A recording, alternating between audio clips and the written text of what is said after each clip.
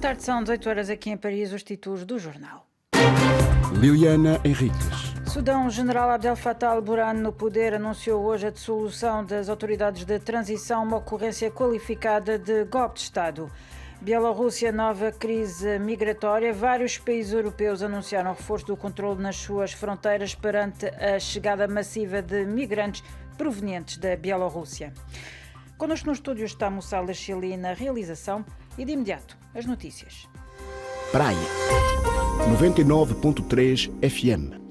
Abrimos com a atualidade africana e mais concretamente com o Sudão. O general Abdel Fattah al-Burhan no poder anunciou hoje a instauração do estado de emergência, bem como a dissolução das autoridades da transição, o governo e o Conselho de Soberania instalados desde 2019, depois da queda de Omar el-Béchir, e cuja missão era preparar eleições no horizonte de 2023. Ocorrido em contexto de crescente tensão entre os civis e os militares no seio das instituições do poder, aquilo que tem sido unanimemente qualificado de golpe de Estado foi desde já marcado pela detenção de todos os membros civis do Executivo, nomeadamente o primeiro-ministro detido juntamente com a esposa. Segundo o Comitê Central dos Médicos Sudaneses, 2 pessoas foram mortas em Khartoum e pelo menos 80 foram feridas durante protestos contra este golpe de força. Várias entidades da sociedade civil, nomeadamente sindicatos, estão a apelar à desobediência civil e à greve geral. Entretanto, há também muitas reações a nível internacional. Tanto o secretário-geral da ONU como o presidente francês condenaram o sucedido e apelaram à libertação imediata do primeiro-ministro. Os Estados Unidos declararam que ponderam reavaliar a ajuda que têm disponibilizado ao país e o chefe da diplomacia europeia, Josep Borrell, apelou, quanto a si, a comunidade internacional a colocar a transição sudanesa novamente nos eixos. No campo das primeiras análises, para a investigadora Daniela Nascimento, do Centro de Estudos Sociais da Universidade de Coimbra, o golpe de Estado no Sudão pode levar a um retrocesso muito significativo.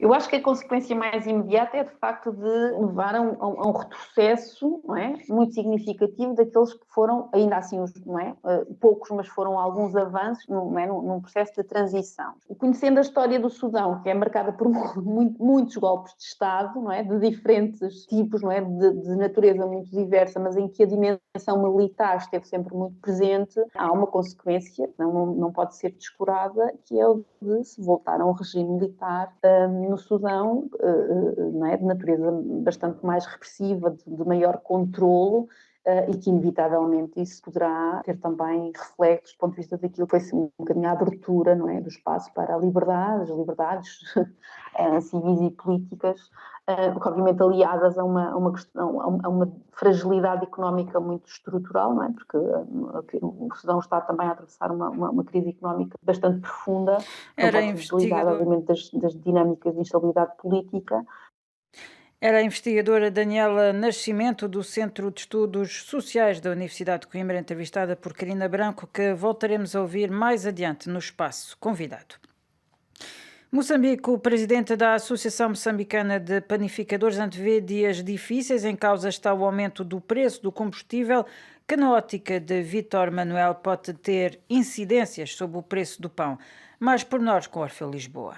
A subida do preço do combustível na semana passada no país é um mau indicador, diz o presidente da Associação Moçambicana de Panificadores Ampão, Vítor Miguel, que o futuro avizinha-se difícil para os consumidores. Recentemente o combustível foi agravado, a água foi agravada. Também foi anunciado que no próximo mês vai haver um agravamento de parte da farinha de trigo. Naturalmente isto tudo vai trazer complicações em relação àquilo que vai ser os custos de produção. E temos que fazer um exercício muito grande para continuar a manter o preço do pão. Não é fácil. O último reajuste do preço do pão em Moçambique ocorreu há um ano. O agravamento dos custos da matéria-prima deixa as panificadoras sem margem de manobras. O próximo passo não tarda, receia a Associação Moçambicana de Panificadores que o preço do pão, produto do qual depende a maioria dos moçambicanos para a sua sobrevivência, chegue à mesa mais caro. De Maputo para a RFI, Orfeu, Lisboa. Guiné-Bissau, o ministro da Saúde Pública desmente a informação sobre a eventual requisição civil nas universidades e faculdades de medicina para fazer face à greve dos profissionais de saúde e assegurar a campanha de vacinação alargada contra a Covid-19 lançada hoje. Mais pormenores com Alio Candé.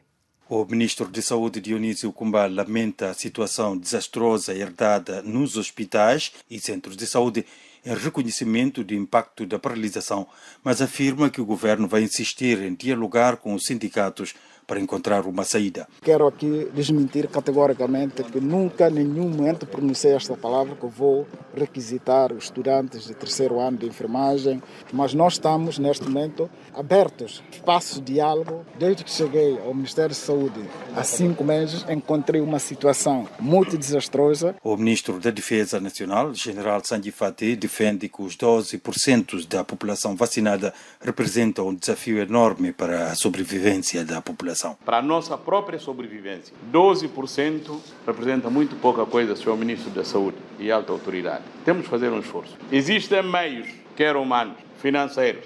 É importante continuarmos a trabalhar. O secretário do Alto Comissariado para a Covid-19, Plácido Cardoso, anuncia o lançamento da emissão do certificado digital no âmbito da resposta nacional. No decurso dos próximos dias, faremos o lançamento da emissão do certificado digital de vacinação, que representa, mais uma vez, um evento importante para dar um contorno a todo o trabalho. O Alto Comissariado para a Covid-19 conta lançar na próxima semana a campanha focalizada nas mulheres grávidas e férteis e perspectiva até final do ano vacinar pelo menos 70% da população. De Bissau para a RFI, Alio Candé. Uganda, o grupo Estado Islâmico reivindicou hoje o ataque com um engenho explosivo ocorrido no sábado em Kampala, capital, que provocou pelo menos um morto e vários feridos. Burkina Faso, depois de 2 semanas de suspensão, retomou hoje o processo dos presumíveis assassinos do antigo presidente Thomas Sankara, morto no dia 15 de outubro de 1987 durante um golpe de Estado. No âmbito deste julgamento, que se iniciou no passado dia 11 de outubro, 14 personalidades estão no banco dos réus. Em acusação está nomeadamente o antigo presidente da Blaise Compaoré, que chegou ao poder através do golpe de 87. Compaoré tem estado ausente do tribunal desde o começo, os seus advogados denunciando um simulacro de processo. São Tomé, 102.8 FM. Bielorrússia, nova crise migratória. Vários países europeus anunciaram o reforço do controlo nas suas fronteiras perante a chegada massiva de migrantes provenientes da Bielorrússia. Mais pormenores com Miguel Martins. A Polónia destaca 10.000 soldados para reforçar o dispositivo dos seus polícias de fronteira. Esta é uma operação visando travar a chegada de migrantes a partir da Bielorrússia. O anúncio foi feito hoje pelo ministro polaco da Defesa, Mariusz Błaszczak, e segue-se a uma série de incidentes ao longo da fronteira comum, onde importantes grupos de migrantes tentaram designadamente demolir uma vedação de arame farpado edificada pela Polónia. Desde o verão, milhares de migrantes, sobretudo oriundos do Médio Oriente, tentaram atravessar a fronteira a partir da Bielorrússia. A União Europeia acusou o presidente bielorrusso, Alexander Lukashenko, de permitir a vinda de cidadãos do Médio Oriente ou de África até Minsk e de, em seguida, deixá-los passar rumo às fronteiras da Polónia, mas também da Lituânia e da Letónia, em represálias contra as sanções económicas impostas por Bruxelas contra o seu regime. Já este domingo, a Alemanha anunciou um reforço dos seus controlos nas fronteiras perante a chegada crescente de migrantes provenientes da Bielorrússia e qualificou como legítimas as medidas idênticas tomadas na Polónia ou nos Estados Bálticos. O Uzbequistão, sem surpresas, o presidente cessante Shavkat Mirziyoyev venceu as presidenciais de ontem com cerca de 80% dos votos num escrutínio marcado, segundo observadores internacionais, por importantes irregularidades. Hong Kong, a Amnistia Internacional anunciou o encerramento até ao final do ano da sua delegação naquele território por considerar que a Lei de Segurança Nacional, imposta há um pouco mais de um ano por Pequim, tornava concretamente impossível o trabalho das organizações de defesa dos direitos humanos em Hong Kong. Este é o fim do segundo noticiário do dia. A informação continua amanhã.